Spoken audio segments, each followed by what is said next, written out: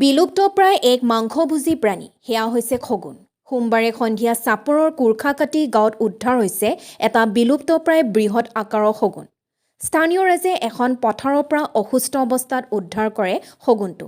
পিছত বন বিভাগক খবৰ দিয়াত বহলপুৰ আঞ্চলিক বন বিভাগৰ দলে ঘটনাস্থলীত উপস্থিত হৈ শগুনটো চমজি লয় আৰু উন্নত চিকিৎসাৰ বাবে শগুনটো মঙলবাৰে চৰাইখোলাস্থিত ৰেস্কিউ চেণ্টাৰলৈ প্ৰেৰণ কৰিব বুলি জানিব পৰা গৈছে।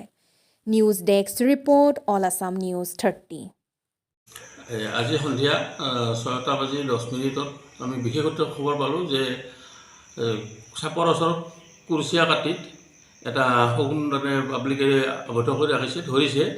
কিন্তু শগুনটো আমি যাই দেখা পালোঁ, শগুনটো একদম বৃদ্ধ তেওঁলোকে ৰাখিছে।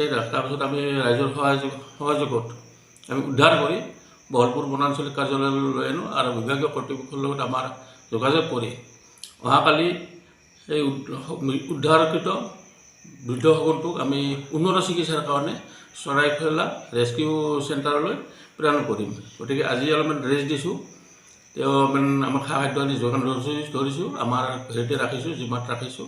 অহাকালি আমি ৰাতিপুৱা ভাগত তেওঁলোকৰ হাতত উন্নত চিকিৎসাৰ কাৰণে আমি পঠাই দিম।